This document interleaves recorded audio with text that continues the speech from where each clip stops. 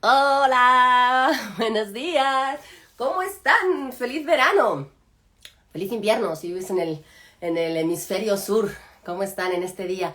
Hoy en mi pueblo dirían que hace un día aquí chuchurrío, es decir, está un poco nubladete, un poco con lluvia, pero bueno, esta es la manera de un poco tener este verano. Espero que estén muy bien y que se unan a esta charla que vamos a tener el día de hoy, hablando de este libro, Panteón Familiar de Penélope Córdoba, editado por Editorial Hormiguero, que es una maravilla.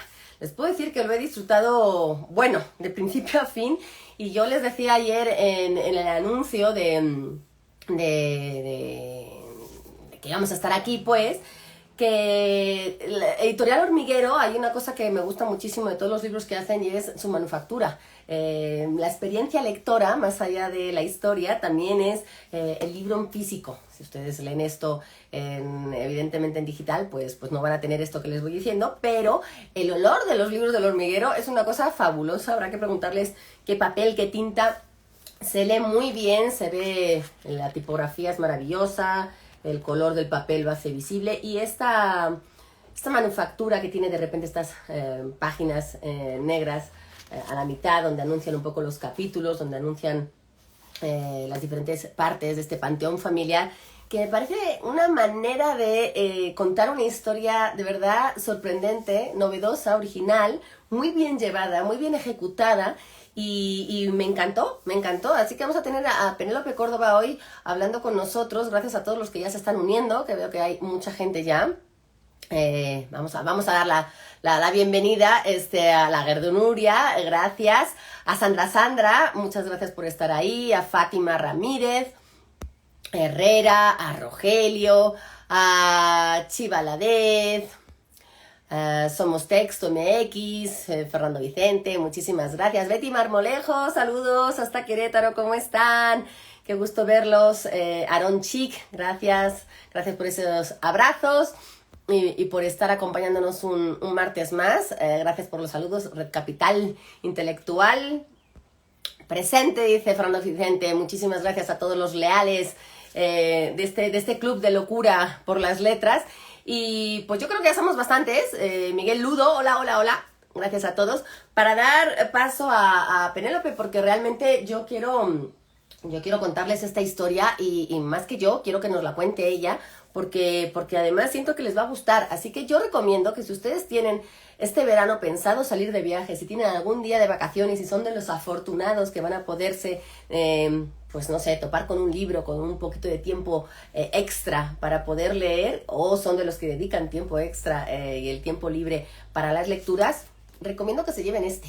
Así que luego diremos cómo conseguirlo, pero primero vamos a dar paso a, a Penélope, que debe estar ya por acá. Hace ratito estuve hablando con ella, así que sí, debe estar por acá. Escritores que nadie lee, así la pueden seguir ustedes en Instagram. Hola Penélope, ¿cómo estás? Bienvenida a Letrópatas. Hola, bien, ¿y tú, Laura?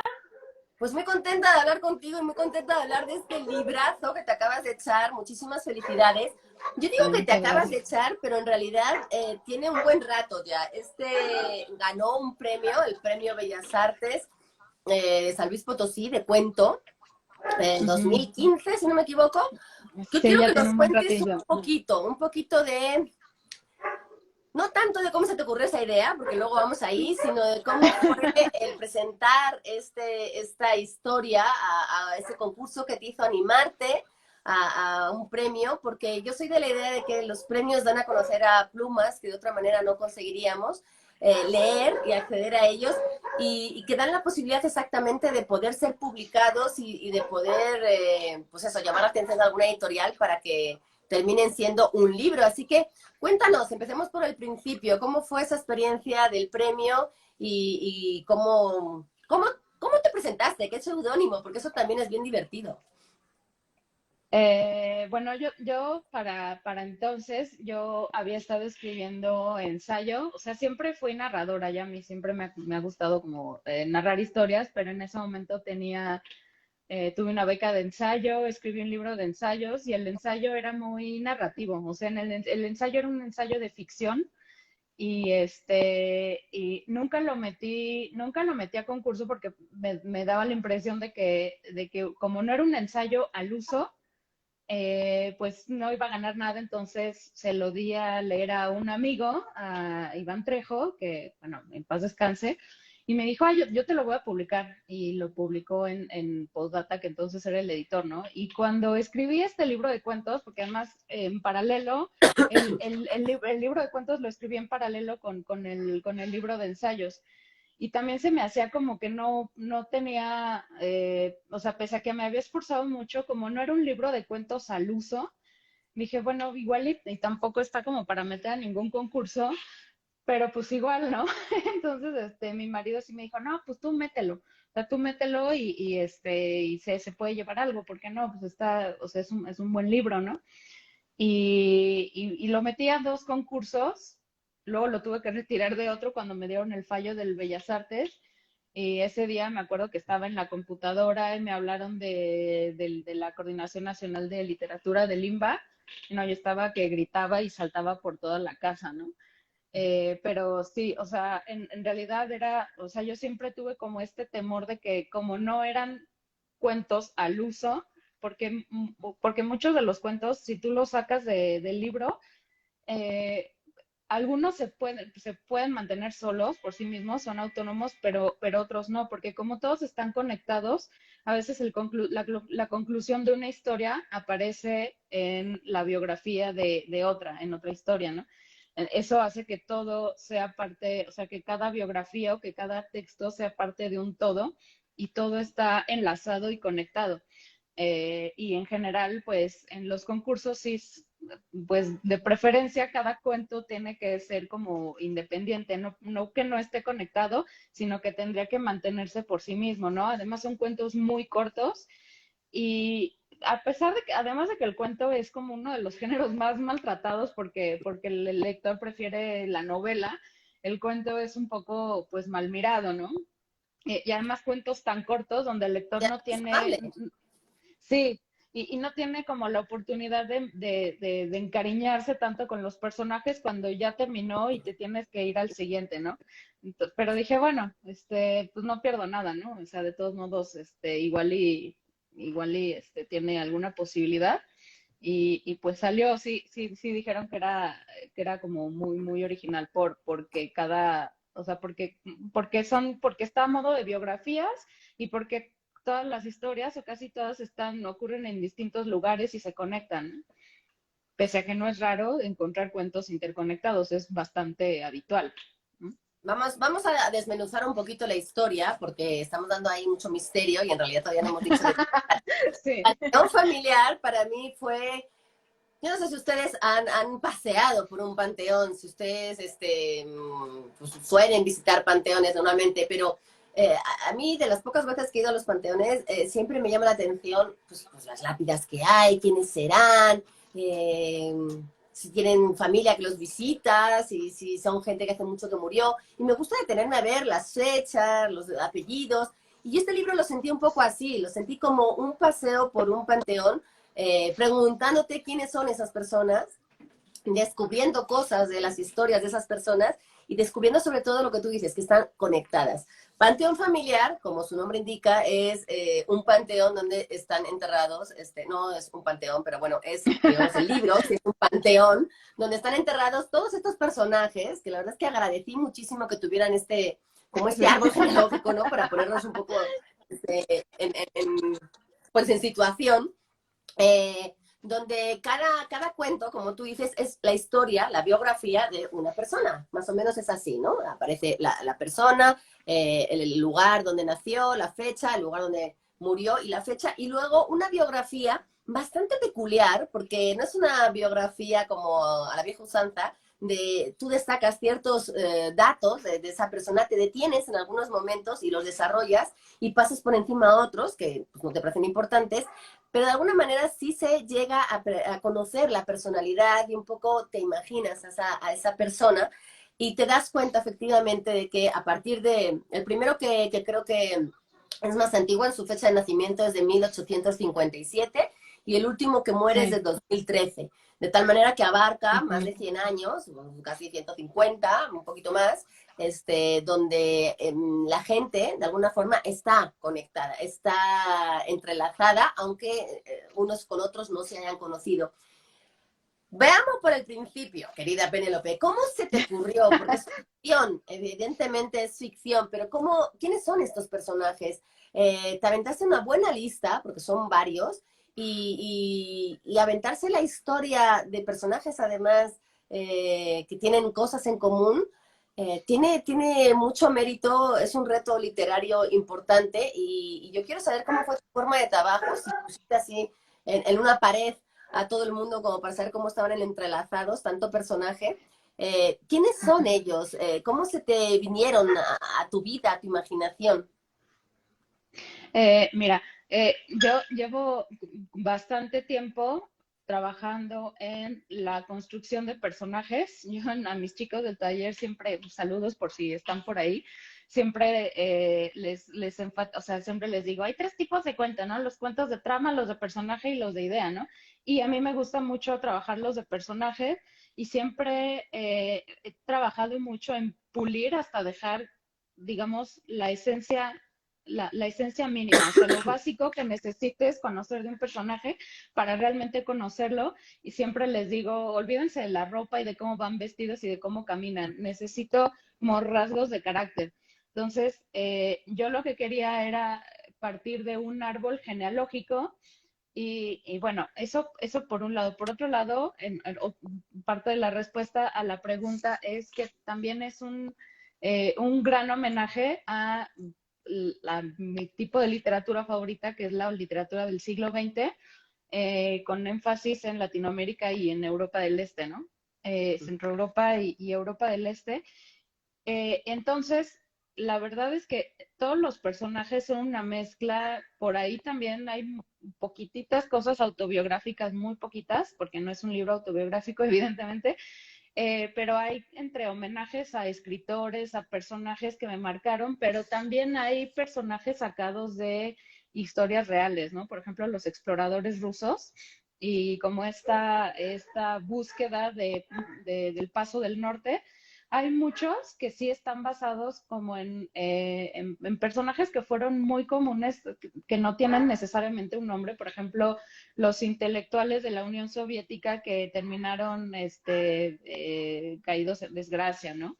O los exiliados, o los que están huyendo de regímenes autoritarios y llegan a América, ¿no? Los que son malvados, porque también hay personajes malvados que matan y que reniegan de su familia y de sus raíces, ¿no? O de su país, o que simplemente hacen las cosas porque alguien se los ordenó. Entonces, hay unos personajes que están basados justo en estos perfiles que abundaron en los problemas políticos y en la historia del siglo XX, y hay otros que sí están basados en algún personaje en particular, ¿no? Como el del explorador ruso, ¿no? Eh, y por ahí cosillas también autobiográficas. Entonces, algunos son 100% ficción, otros sí son basados en algunos personajes reales y otros son homenaje a escritores que me marcaron o a personajes que salieron de la pluma de escritores que me marcaron.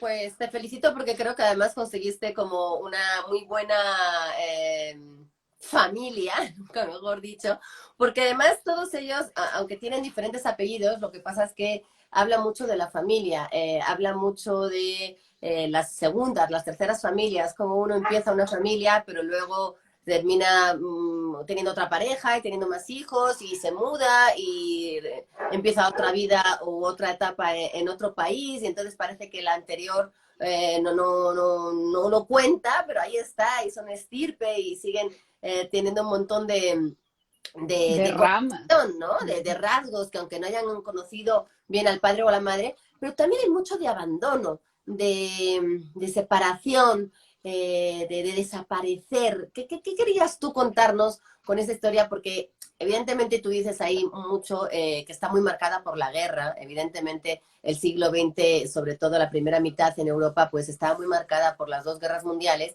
que hicieron que todo el mundo sobreviviera como pudiera, terminara viviendo donde pudiera, se escondían, se cambiaba de identidad.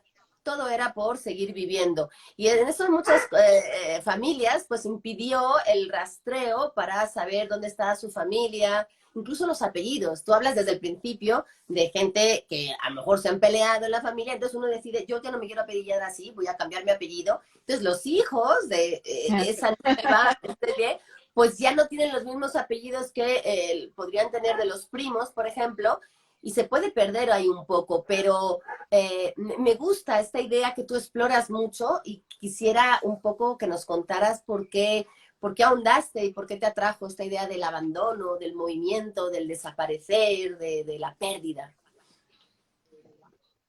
Sobre todo del abandono, sí, ya es, es algo que me han dicho, porque hay muchas veces que uno se pone a escribir queriendo hablar de una cosa y cuando alguien lo lee, te das cuenta de que esa persona encontró otras cosas, no necesariamente lo que tú querías decir, o sí, pero además otras cosas, ¿no? Y lo del abandono es algo que que vienen encontrando otros lectores en lo que escribo.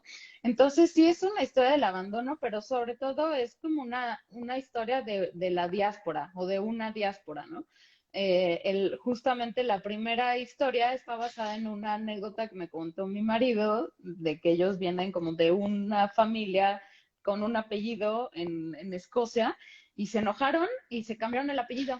Entonces, todas las personas que tienen ese segundo apellido son de la misma familia, o sea, no hay otros, porque ellos dieron origen a ese apellido, ¿no? Y al final, los cuentos de al final ya es otro apellido, pero ya con la fonética castellana, o sea, los Beger, ¿no? Ya no se escribe igual, ya cambió de ortografía, ya está como integrado a otro contexto totalmente, y esto ya es en México, ¿no? Entonces, la idea principal era justo una historia de la diáspora y de cómo durante un tiempo también me obsesionó mucho esta idea de ¿te acuerdas de la teoría de los 6 grados de separación? Según la cual en una cadena de 6 o 7 personas todo el mundo se conoce. Ah, bueno, pues mi abuela también me contaba que uno de nuestros antepasados había sido un cronista y periodista mexicano que se llamaba Francisco Zarco, ¿no? Lo estuve rastreando y la verdad es que nunca pude dar bien con la pista, pero me obsesionaba mucho que esto, ¿no? O sea, que era una cadena de 6 personas, no, seguramente no es comprobable, no sé, todo el mundo se conoce, ¿no? Entonces, también quería hacer un poco eh, eh, un rastreo de cómo la última persona del libro, el último personaje del libro, podía tener una relación, no, igual no de 6 grados, pero sí una relación lejana con la primera, ¿no? Y entonces, aunque transcurra uno en México en el siglo XX y otro en Viena en el siglo XIX, a fines del siglo XIX, todos estamos relacionados, ¿no? O sea, todos somos parte de todo, pero Y lo que nos tú dices vamos. exactamente de esa diáspora, de esa emigración y de esa explosión de gente que termina cayendo donde puede y a veces se arraiga un rato, a veces es por vida, a veces hace un poquito de vida acá o deja descendencia, pero luego se mueve y deja otra descendencia en otro país. Hay un recorrido geográfico interesante donde tú pasas por un montón de ciudades que no retratas tanto en las biografías, es decir, no sé hasta qué punto influyen tanto en la vida de los personajes, pero sí un poco en las decisiones que toman para seguir viviendo ahí o cambiar o terminar teniendo esa familia un poquito más allá o más acá, es decir, ¿qué fue para ti utilizar estas ciudades, estos movimientos de gente a la hora de escribir? Ujú.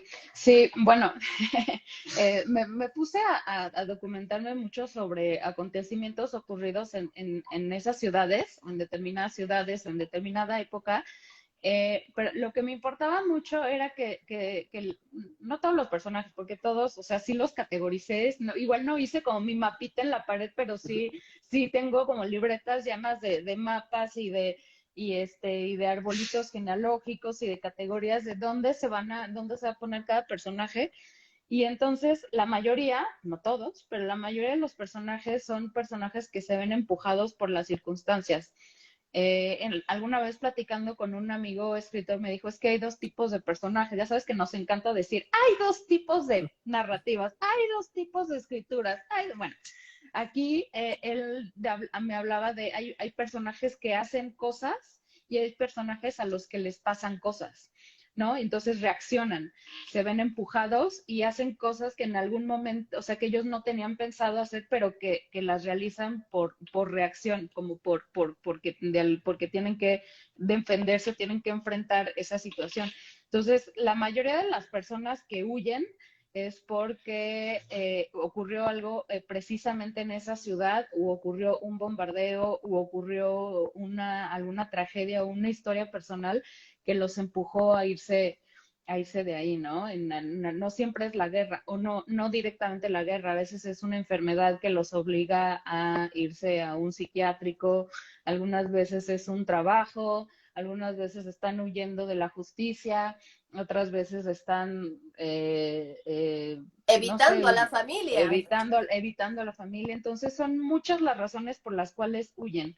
Muchas veces los acontecimientos en las ciudades influyen, pero también influyen mucho sus decisiones personales y sus motivaciones, ¿no? O sea, ¿qué los lleva? O sea, ¿por qué decidir irse en lugar de quedarse y enfrentar, o quedarse y hacer frente, o quedarse y tomar lo que venga?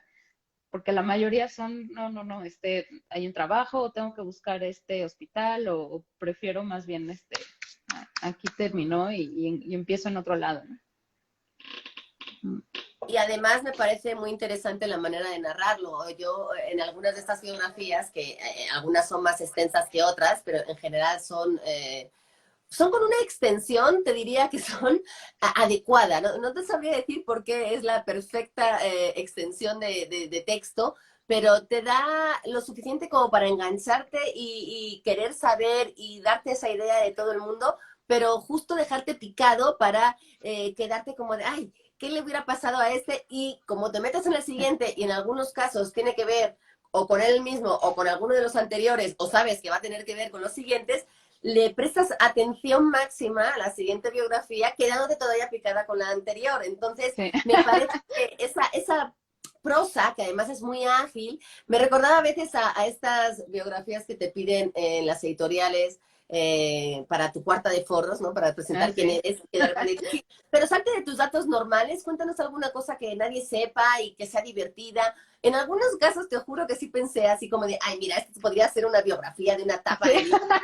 Sí. Este dato nunca se pondría en una lápida, nunca sería un epitafio, pero sin embargo te da una cantidad de información sobre un personaje que hace que lo quieras, que hace que te interese, que hace que lo recuerdes. Y es un libro que también te voy a reconocer o confesar que estás todo el rato yendo para adelante, para atrás. ¿Cómo se llamaba esa? Ay, espera, esa me pareció. Ay, espera, quiero ver la fecha que era este. Entonces, por eso creo que es muy interesante el árbol genealógico que pones al final, porque ayuda muchísimo a centrarse y decir, bueno, aunque no sepa exactamente esta de qué rama era, pero como que todo el mundo tiene un lugar en la familia. Y yo me quiero detener justo en esta idea de las historias de la gente que no pasa la historia, la gente que no se convierte en héroes, la gente que no aparece en los libros de texto, la gente que igual no recuerda después, o porque no tienen descendencia, o porque no hicieron nada relevante, ¿no? Yo Uh-huh. pensaba, por ejemplo, claro, uno se acuerda de sus abuelos, de sus bisabuelos, y creo que hasta ahí, porque mis bisabuelos serán los tatarabuelos de mi hijo, que serán los tatarabuelos de su hijo, y entonces habrá algún momento en el que se olvida hasta de los nombres de esa familia, aunque para alguien fue importante y no hicieron cosas relevantes en cuanto a que no cambiaron la humanidad posiblemente, pero son historias que cuentan, son historias que forman la humanidad. De eso estamos hechos también en esta historia de tantos siglos que llevamos viviendo en este planeta. Y a mí me pareció enternecedor y a la vez fascinante que le dediques un libro justo a esas personas que sin ser relevantes para el resto del mundo, pues para ellos fue su paso por esta vida y me parece que que se les dedica poca literatura y tú lo hiciste de una manera en que los convertiste en un protagonista y dijiste, pues a lo mejor no hizo nada para que el mundo fuera de otra manera, pero tuvo descendencia y eso permitió que tuviera gente que hoy está con nosotros. Eh, en concreto, hay al principio una biografía de uno de los que va a la guerra que decía, yo no voy a ser de los que hagan épicas, ¿no? Y de los que salga con los héroes. Pero para que haya héroes necesita que haya mucha gente como yo, que hagamos como el bulto y que estemos aquí Sí. y de los que no se hablará. Eso me llamó mucho la atención de tus personajes. Cuéntanos sobre ellos, Me sobre los metí también, desconocidos, los ignorados. me metí también a investigar a una corriente historiográfica o histórica que se llama la microhistoria, que tiene este escritor Carlo Ginsberg, que es, creo que es el hijo o el sobrino de Gainsbourg, perdón, no Ginsburg, no, sí, Ginsburg, de Natalia Ginsburg, y él es historiador y él habla mucho de la microhistoria. O sea, tiene libros que hablan justamente de, o sea, que se enfocan en la vida y rastreada históricamente de un personaje que aparentemente no tuvo relevancia, ¿no? Entonces tiene un libro que se llama El queso y los gusanos, que es de un campesino que lo llevan a la hoguera, ¿no? Y empieza a decir todos los argumentos de cómo se empieza a defender y cómo empieza a argumentar en su defensa este campesino, ¿no? Y me pareció fascinante que justamente partiera para hacer historia, no de un personaje épico, ni de un personaje que haya cambiado la ruta de la historia, sino de un personaje cualquiera, ¿no? Y metiéndote a investigar hay un montón, o bueno, no sé si un montón, pero hay bastantes biografías de gente común y corriente que simplemente publicó su biografía o se las publicaron en algún momento y no son necesariamente escritores, sino es gente que escribió su vida, ¿no? Entonces me llamó muchísimo la atención. Entonces, en algún momento, leyendo, encontré el epígrafe de Celine y dije, esto es exactamente lo que es el libro, ¿no? Y yo estoy un poco peleada con los epígrafes, que justo lo comentaba hace unas semanas en el taller, porque un epígrafe te puede hacer sombra si no lo eliges, si no lo eliges de manera muy detallada y muy precisa, ¿no? O sea, poner un montón de citas al principio y de poemas larguísimos, o sea, a mí me pierde un poco, entonces soy muy, o trato de ser muy concisa para la búsqueda de los epígrafes, y cuando leí esta línea de Celine dije, esto es exactamente lo que estoy haciendo, ¿no? Nadie conoce la verdadera historia de los hombres porque todo lo que pasa en la oscuridad, ¿no? O sea, nunca pasa a la luz de la historia ni de los acontecimientos importantes. Y ese es el espíritu que recorre todas las páginas del libro. Y en cuanto a la duración, qué bueno que me dices que es la duración, la extensión exacta, porque sabes qué? Que está todo comprimido. La idea era justamente, a veces soy muy, eh, eh, como que trato de incomodar al lector a propósito, es totalmente a propósito. Entonces, igual no necesariamente con historias de violencia descarnada, sino con probablemente, en este caso, un estilo que sea muy cargado, o sea, porque es un estilo muy demasiado apretado, ¿no? O sea, en el sentido de que hay, o sea, pongo lo que yo considero que tiene que tener esa biografía, pero a la vez probablemente no resistiría 7 cuartillas igual, o sea, resiste 3 o 4 cuartillas porque el lector también necesita descansar y necesita masticar lo que acaba de leer, ¿no? Entonces, sí, sí era una condición que fueran, o sea, que los cuentos o que las biografías fueran cortas, y cuando eran más largas, el estilo está un poco más distendido, digámoslo así, justamente porque ya, o sea, ya no está comprimido, sino ya abarca como lapsos de tiempo un poco más focalizados, digámoslo así, ¿no? Y también ese fue otro de los temas, cómo hacer un libro con tantas biografías, con tantos cuentos tan pequeños, que no resultara como tan aburrido porque todos tuvieran el mismo estilo. Entonces tuve que cambiar de estilos y de personas y de puntos de narración y de personajes para narrarlo, y por eso justo algunos se sienten como si fueran la semblanza que te piden para la contraportada, y otros se sienten como una biografía oficial en una enciclopedia, y otros se sienten como un monólogo en primera persona, y otros son en tercera persona, y otros son un narrador testigo, y otros tal. Entonces, tenía que estar cambiando constantemente de estilo y de narrador y de punto de vista para que no resultara tedioso como, ay, otra vez el mismo narrador con el mismo estilo, lo mismo de con 10, no, entonces sí fue un relajo ponerme de acuerdo con todas esas Me llama voces. mucho la atención que digas que lo haces para que el lector descanse, cuando a mí la sensación que me dio es como de, Penélope no me está dejando pero Vértigo. descansar ni un solo párrafo, o sea, no puedo parar, no puedo dejar de pensar en quién viene después, y esta idea como de contagiarnos. Yo no sé para ti cómo fue escribirlo y entrelazar a todas estas personas en estos cruces, pero para el lector creo que nos contagias mucho esta idea de, no, no, no, no pierdas uno de vista, todos los tienes que tener en la mente y a todos los tienes Sí, que tener como en un universo. Estrellita aquí, estrellita aquí, estrellita aquí, porque en algún momento vas a tener que agarrar esa estrellita o se va a prender y entonces vas a tener que ir para allá. Y me parece un libro justo que no deja descansar, que además, esta idea de llamarlo panteón, siendo que cada uno estará enterrado en un sitio diferente, y demás, pero que les una ese parentesco, esa línea de consanguinidad, ¿no? Que tienen, todos tienen de alguna forma parte de sangre, de ADN, que sin saberlo les une.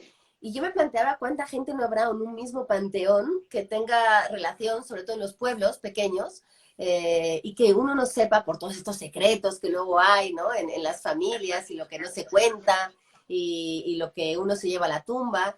Y cuántas de estas historias no habrá, porque uno conoce los panteones famosos, ¿no? Yo sobre todo he recorrido los de París, ¿no? Donde están claro. los grandes filósofos, los grandes escritores y hay como toda una peregrinación a estos. Pero ¿qué pasa con esas tumbas, con esas lápidas que hay a un ladito no sé, de Oscar Wilde, y que de repente, pues ahí están, y la gente pasa por delante porque ahí van camino a ver a Cortázar, y pasan al lado de alguien que no sabes quién es, pero que quizás sí esté relacionado incluso contigo, porque ¿por qué no en alguno de esos panteones puede haber alguien que esté relacionado con uno sin saberlo y que cuánta gente no habrá enterrada en tantos lugares y que tú pues no lo sepas? Esa idea de panteón, como este mundo donde está tanta gente enterrada, ¿no? Que ya hay más gente, yo creo que bajo tierra que viviendo sobre ella. Me, Sí, me, me gustó mucho esa idea de unirlos de esa manera, incluso muertos, porque como pasamos más tiempo muertos que vivos, pues es una manera también de trascender. Porque si hay una obsesión, ¿no? Dentro de estos personajes, de trascender, de ser recordados, de no caer en el olvido. Y un poco juegas tú con esta idea de la memoria. sí, sí, fíjate que al principio, o sea, la idea como yo lo pensé era como un árbol genealógico, pero cuando lo terminé y estuve como peloteando títulos con mi marido, porque él me lee y me ayuda en todo, me dijo, es que esto es panteón, es un panteón. O sea, él me ayudó con el título, por eso en la dedicatoria dice que él me dio el nombre, porque literalmente él me ayudó con el nombre, esto Y yo es un pensando que panteón era tu familiar. papá, imagínate. Sí, sí, y entonces, o sea, cuando dijo panteón familiar, dije, ese es el título. O sea, ese es totalmente el título, a pesar de que creo que el último, no sé si la personaje todavía está viva. No, ya murió en el 2013, digamos que es la más reciente desde Uh el -huh. 2013, pero sí, ya todos están muertos, o sea, ya todos ya cumplieron como su ciclo de vida. Y la verdad es que me pude haber seguido, y la intención era un poco eso, como tú puedes continuar esto con lo que te puedas imaginar, y si te fijas en el árbol genealógico, o sea, hay ramas o sea, que se mencionan, de hecho, en algunas biografías que tuvieron hijos, pero esos hijos nunca se mencionan. O sea, me pude haber extendido un montón en esas, como oírme de ese lado, y ya no lo hice porque ya era una esquizofrenia total, era de esquizofrenia. O sea, yo me iba a dormir con un montón de personajes en la cabeza, así a las 3 de la mañana, mi marido jetón ahí junto a mí, ¿no? Y yo estaba así como, o sea, era estar pensando todo el tiempo en un montón de gente que no existía. A mí eso me parece fascinante. O sea, que uno dedique tiempo de su vida en pensar en cosas que no existen, o sea, en ficciones, en personajes que no existen, en la vida de alguien que no existió, me parece brutal, me vuela la cabeza. No, y peor, porque tú lo estás ideando y lo estás escribiendo, le estás dedicando un montón de tiempo. Lo que nos contagias, lo que nos transmites a partir de tus letras y que haces que nosotros también nos vayamos a la cama con estos personajes que tú ideaste en tu cabeza y que nosotros nos llevamos a nuestra cama, a nuestros pensamientos, a nuestros sueños y que nos acompañan. O sea, yo me lo leí en muy pocos días porque no tuve tanto tiempo, pero te puedo decir que esos personajes, y sobre todo me llama mucho la atención los nombres. No sé por qué, me fijé mucho en cómo escogías los nombres, porque aparte de que son muchos personajes, el bautizarlos con nombre y apellido y que tengan que ver y a la vez que vayan cambiando, pues eso, su escritura, que eso pasa mucho en México, ¿no? Incluso con nombres de españoles, como hemos visto que, no sé, Valdés, se escribe de mil maneras, Cortés lo hemos visto con S, con Z, las H's que Con acentos vienen y también. van, los Ujú. apellidos compuestos que los descomponen, no sé, un montón de cosas que pasan en muchos países y en muchas familias y en muchos registros civiles, pero en concreto en México pasa y pasa muchísimo, ¿no? Y como uno cree que puede tener algo que ver con alguien, que se pueda llamar igual, pero como desconfías porque no es el apellido. Y como mucha gente, lo único que hereda de su familia, de sus ancestros, de sus padres, son los apellidos. Eso también, poco me explotó la cabeza porque es algo que uno sabe que está ahí, pero que tú no sé, como que lo descubriste, lo pusiste así como contra el espejo de uno. Sí, sí estuve por ahí investigando como apellidos y nombres más o menos como usuales en ciertas regiones. Por ejemplo, los de Bosnia, pues no tenía mucha idea. En ese entonces estaba leyendo a un escritor bosnio que me gusta muchísimo, que se llama Miljenko Jergovic, que lo publica Ciruela. Y me ponía a buscar como nombres, ¿no? O hay unos que son directamente guiños a escritores que me gustan, como Stefan Zweig, como Danilo Kish, ¿no? Están por ahí escondidos entre páginas. Algunas biografías, hay algo de Joseph Roth también, que también me gusta muchísimo. Entonces sí, porque además esos personajes yo, o sea, para que el lector pueda sentir que los conoce, yo tengo que conocerlos. Entonces yo conozco mucho más de lo que cuento y yo me los conozco a fondo y sé quiénes son y algunos me caen bien y algunos me caen mal y algunos no me caen y los critico y, o sea, yo los conozco perfectamente. Entonces para conocerlos así yo sí necesito ponerles un nombre, ¿no? Necesito llamarlos por su nombre. Entonces tengo que algunos son arbitrarios, pero otros no. Pero tiene mucho que ver también con el momento en el que estaba en ese momento escribiendo. Pero sí es muy divertido buscar nombres, la verdad. Divertido. Y es muy divertido también, o no sé si divertido, pero desde luego curioso y asombroso, cómo los has como agrupado. Aquí cuento que hay, creo que cuatro, uno, dos, tres, cuatro grupos: las naves quemadas, la rama torcida, el nudo gordiano y ballenas blancas, donde tú has Ujú. englobado a varias de estas familias, pues, bueno, familias, nombres, pues. Cuéntanos un poco de estos grupos, de cómo fue hacer estas divisiones, estas cuatro ramas. Sí, tenía que tratar de poner un orden en el desorden. Entonces, para construir los personajes también me dejé, o sea, como que me planteé ciertas pautas, porque si no iba a ser, como ya sabes, como los 12 signos del zodiaco o los 4 caracteres flemáticos, sanguíneo y no sé qué, ¿no? Ok, entonces voy a partir de determinado tipo de comportamientos para dividir a los personajes. Todos son distintos, pero pueden compartir cierto tipo de comportamientos.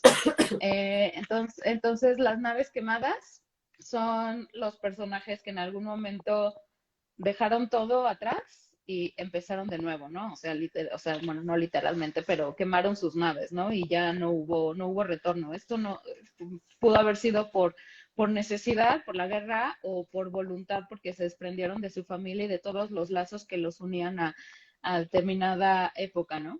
La rama torcida, pues, como en el refrán, ¿no? O sea, hay gente o personajes que nacieron torcidos, o sea, que fueron malvados, directamente personajes malvados, ¿no? O que son buenos en una familia de malvados, ¿no? Y que de alguna manera son la rama torcida, ¿no?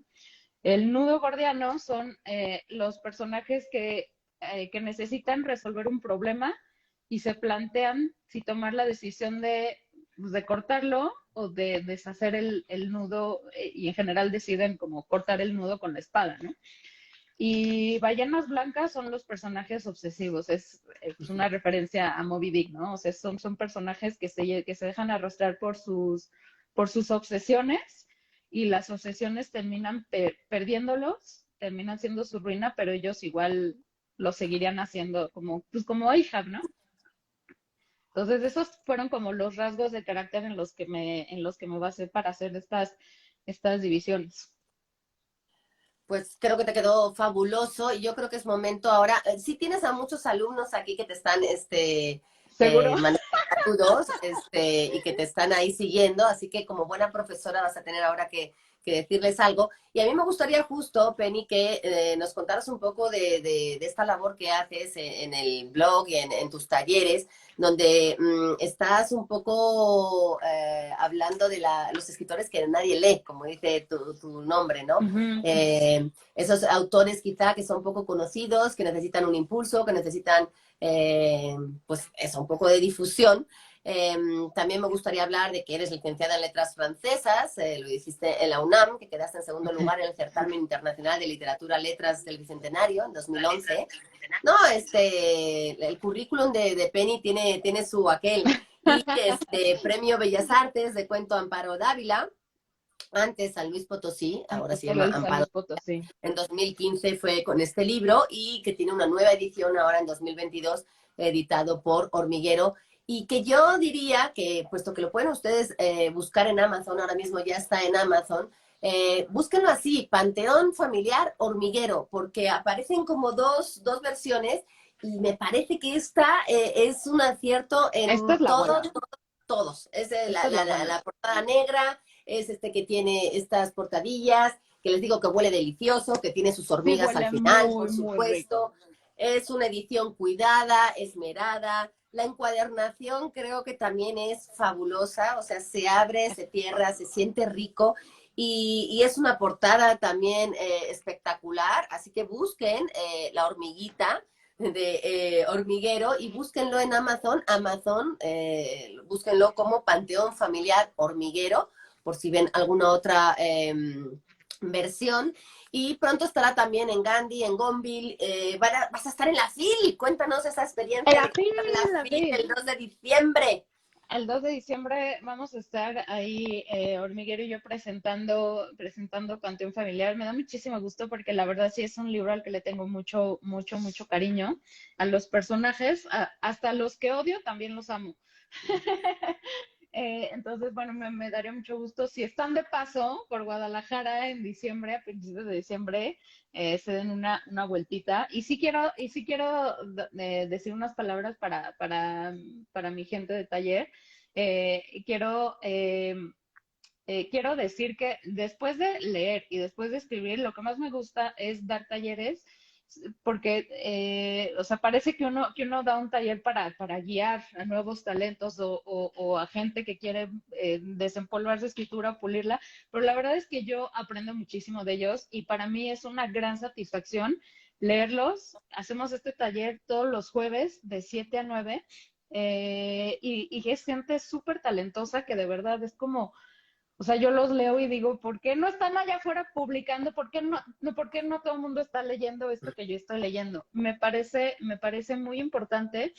Digo, yo no tengo, o sea, no es como que diga, lean esto y todo el mundo lo va a leer. La verdad es que debería de dedicarle más atención al blog, que se llama Escritores que nadie lee, pero básicamente la idea es justo ayudar y descubrir a como estas plumas en formación o que se están puliendo, para afinar la escritura y que lleguen a más lectores. Lo que me interesa es que sean leídos. Entonces, cada año del taller hacemos una antología gratuita, descargable, digital, para que la puedan distribuir. La de este año va a salir entre julio y agosto, ya el próximo mes, y son escritores de todos los estilos, con todos los humores, son muy buenos, son muy, muy buenos, y me da mucho orgullo poderlos leer cada fin de semana. Entonces, el taller es algo que me llena de mucha, mucha alegría, ¿no? Y creo que también por aquí está mi aquelarre, mis amigas Y tienes tejedoras además que tejo. cursos en doméstica también.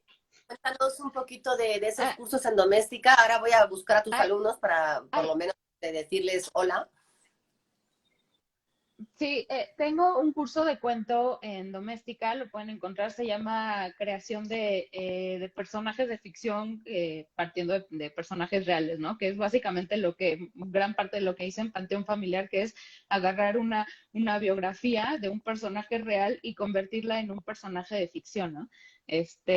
Sí, si lo buscan ahí, Penélope Córdoba en doméstica, ahí encuentran el curso. Tiene como muchas herramientas digitales y yo siempre respondo en el foro cuando ponen sus comentarios y los leo. Me gusta mucho leer todo lo que suben, me gusta leer porque siempre descubro justamente ese talento que todavía no está allá afuera, que se está preparando pero me gusta mucho Bienvenida en aprender. las redes sociales también para eso, por Sí. supuesto.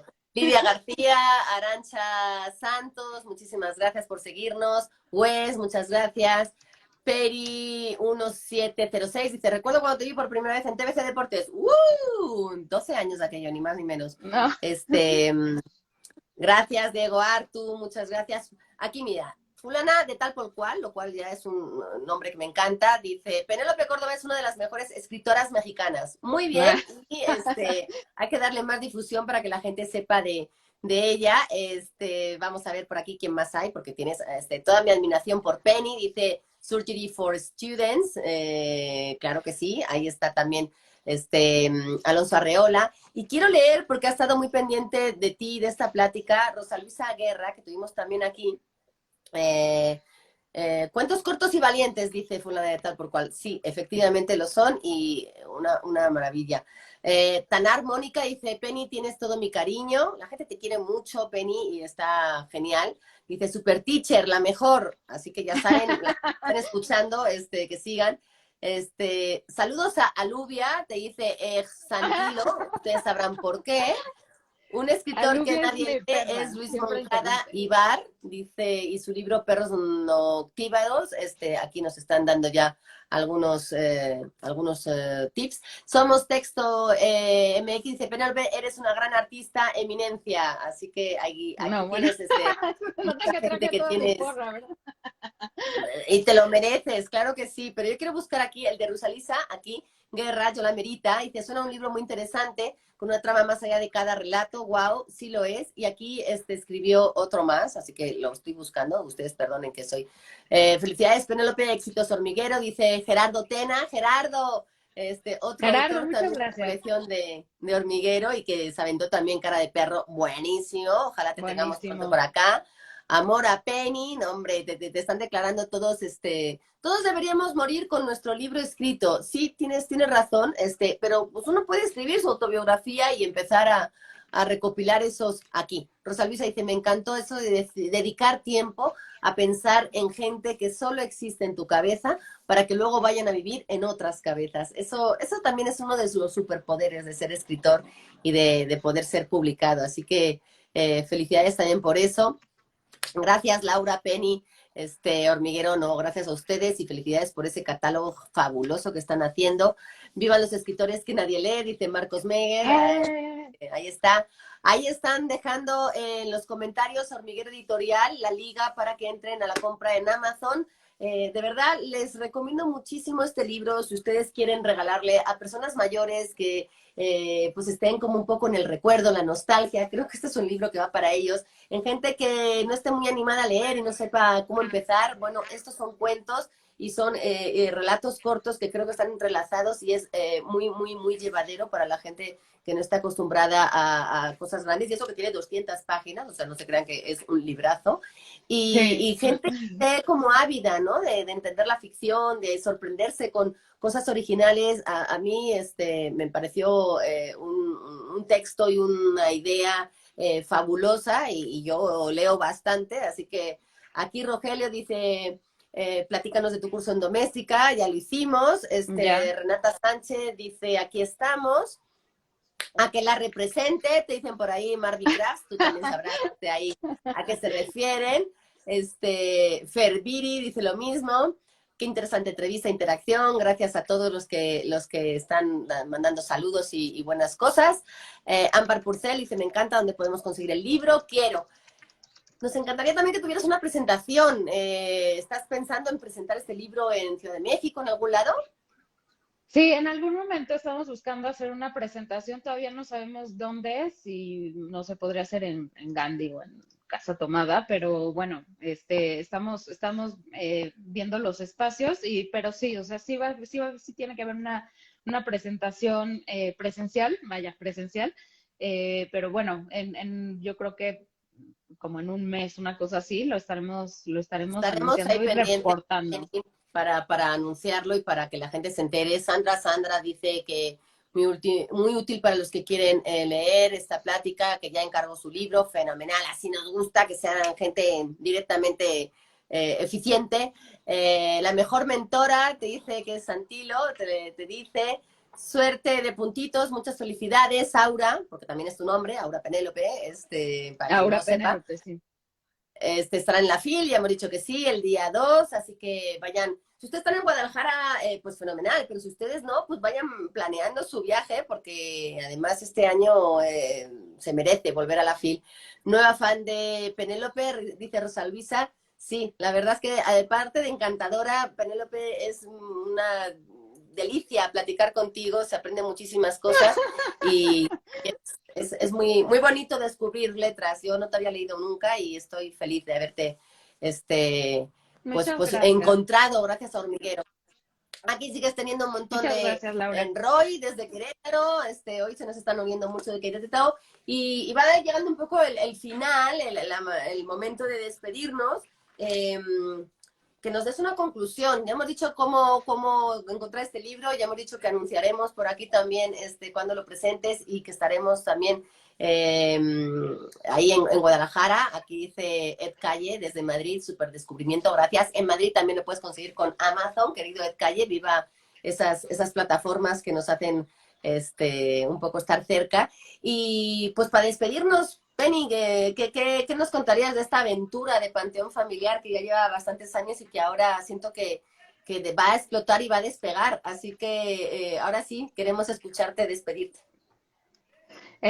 Pues bueno, quiero, no sé, léanlo, escriban todo lo que tengan ganas de escribir, escríbanlo. Siempre vale la pena escribir, no importa si al principio no les gusta, síganlo haciendo y como decía, iba a decir una cita de Beckett, pero mejor no. Eh, síganlo haciendo y se escribe como decía Hemingway, con los dos lados del lápiz. Lean mucho, lean cosas que les apasionen, lean cosas que les gusten y escriban con disciplina y con el corazón, ¿no? Este libro lo amo mucho y ojalá, espero que les guste mucho, espero que lo puedan disfrutar y que se vayan a dormir también a la cama con 34 personajes que no conocen. Lo harán. Estoy convencida de que lo harán porque así me pasó a mí, así que les digo que sí les va a pasar. Panteón Familiar de Penélope Córdoba, editado por Hormiguero, ya disponible en Amazon. Búsquenlo como Panteón Familiar Hormiguero. Disfrútenlo muchísimo. Gracias, Penélope. Felicidades. Premio Bellas Artes de Cuento, San Luis Potosí, en 2015 y merecidísimo. Desde luego, felicito también a ese jurado que supo poner los ojos en ti y que nos permitió conocerte, aunque sea unos años después. Qué maravilla que Hormiguero se animó a publicarte, que hizo esta edición preciosa, esmerada, cuidadosa, y además sé que es una editorial que cuida mucho a sus autores y que los acompaña en todo el proceso y que hace todo por ellos. Así que felicidades. Muchas Muchísimas gracias gracias por a el ti, libro. Laura. Y a la gente, por favor, ya, mira, una última pregunta. ¿Tu personaje favorito? Nos dice Somos Texto. Ujú. ¿Qué? ¿Tienes un personaje favorito de todos los que hay aquí? Ah, un personaje favorito, probablemente Stefan, Stefan Beger. Probablemente sea ese, o el primero, ¿eh? El primero también, Walter Beger, porque es mago y escapista. Él me cae bien. No, y su final, desde luego, es de que de dejarte Y ojo cuadrado. desapareció. Pues Probablemente muchísimas sea él. gracias. Léanlo y a ver si coinciden con el personaje favorito de Penélope. Gracias por seguirnos en esta plática. Se nos alargó un poquito, pero realmente queríamos hablar todo esto con Penélope porque creo que merece la pena. Gracias por este martes. Los esperamos el próximo martes. Que siga la locura por las Muchísimas redes. gracias. Y recuerden que esta plática se queda colgada en YouTube, así que ahí la pueden compartir, la pueden revisitar cuando quieran. Gracias, Penélope. Hasta Gracias pronto. a todos. Besos. Los quiero. Bye.